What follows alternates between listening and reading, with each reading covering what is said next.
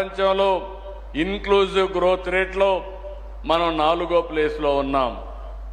అమెరికాలో ఆర్థిక వ్యవస్థలు మనకంటే ఎక్కువ ఉన్నాయి, చైనాలో ఎక్కువ ఉన్నాయి, చాలా దేశాల్లో ఎక్కువ ఉన్నాయి. అలాంటి తక్కువ ఉండే దేశంలో 4వ ప్లేస్ భారతదేశం ఉందంటే నేను గర్వపడుతున్నానని చెప్పి కూడా నేను మీకు తెలియజేస్తున్నా. దీన్ని ఇంకా కూడా మనం కరెక్ట్ చేసుకునే అవకాశాలు ఉన్నాయి. ఇప్పుడే ఎకనామిక్ అడ్వైజర్ ఇక్కడ ఉన్నారు ప్రధానమంత్రి గారికి. వారికి ఒకటే విజ్ఞప్తి చేస్తున్నా, మనం తీసుకునే పబ్లిక్ పాలసీలు, మనం తీసుకునే విధానాలు ఆర్థిక అసమానతలు తగ్గించి అందరికీ మెరుగైన జీవన ప్రమాణాలు ఇవ్వగలిగితే అదే నిజమైన స్వాతంత్రం, అదే నిజమైనటువంటి సుస్థిరత.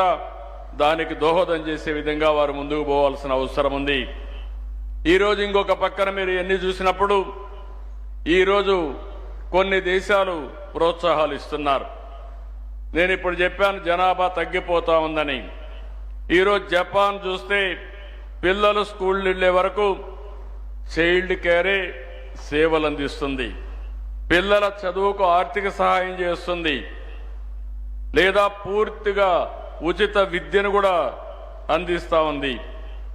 ఫ్యామిలీ ఫ్రెండ్లీ పని విధానాల పేరుతో కుటుంబానికి అనువుగా జాబ్ చేసే విధానాన్ని మార్చే పరిస్థితి తీసుకొచ్చారు. ఇప్పుడు కూడా మన వాళ్ళు చాలా మంది సజెషన్ ఇచ్చే పరిస్థితికి వచ్చారు. ఎక్కువ మంది పిల్లలుంటే ఇల్లు కట్టుకోవడానికి ఆర్థిక సహాయంతో పాటు తక్కువ రెంట్తో అద్దెకు కూడా ఇండ్లు ఇచ్చే పరిస్థితికి వచ్చారు. ఇంకొక పక్క దక్షిణ కొరియా మీరు ఒకసారి చూస్తే పిల్లలు కన్న వారికి నెలవారీగా ప్రత్యక్ష నగదు బహుమతులు ఇస్తున్నారు, వివాహం కాన్పులకు సహాయం చేస్తున్నారు, IVF గర్భధారణకు ఆర్థిక సహాయం చేస్తున్నారు. సింగపూర్ను చూస్తే బేబీ బోనస్ స్కీమ్ కింద పుట్టిన ప్రతి శిశువు కోసం కొంత డబ్బుల్ని బహుమానంగా ఇస్తున్నారు. పిల్లలు కనే వారికి మ్యాచ్ సేవింగ్స్ కింద ప్రభుత్వ సొమ్ము కూడా ఇచ్చి పిల్లల ఖాతాలో అకౌంట్లు వేస్తున్నారు. ఫ్రాన్స్లో చూస్తే చైల్డ్ అలవెన్స్ కింద 2 లేదా అంతకంటే ఎక్కువ పిల్లలున్న కుటుంబాలకి ప్రత్యేక ప్యాకేజీలు ఇస్తున్నారు. ఫ్రెండ్లీ వర్క్ పాలసీల కింద మహిళల్ని పని సమయాలు కుటుంబానికి అనుగుణంగా మార్పులు తీసుకొచ్చారు. రష్యా రెండవ బిడ్డను కంటే పెద్ద మొత్తంతో నగదు అందజేసే పరిస్థితికి వచ్చారు. ఫ్రీ హెల్త్ కేర్ కింద గర్భిణీలకు ఉచిత వైద్య సదుపాయం ఎన్ని కల్పిస్తున్నారు. హంగేరీ 4 లేదా అంతకంటే ఎక్కువ మంది పిల్లలుంటే కుటుంబాలకు జీవితాంతం ఆదాయ పన్ను రద్దు చేస్తున్నారు.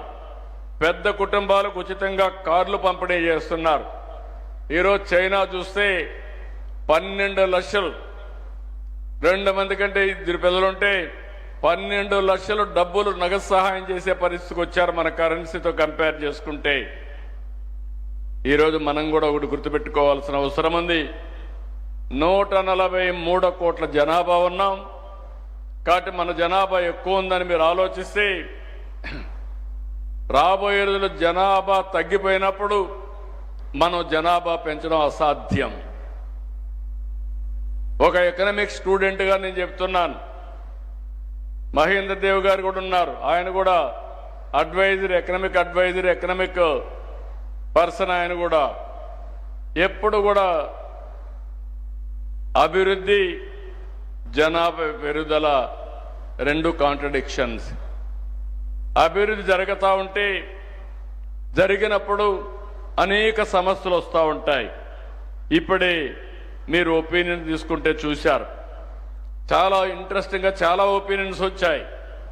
ప్రాక్టికల్గా కూడా సజెషన్స్ ఇచ్చారు. ఇక్కడ మీరు చూస్తూ ఉంటే ఎంతమంది పిల్లల్ని,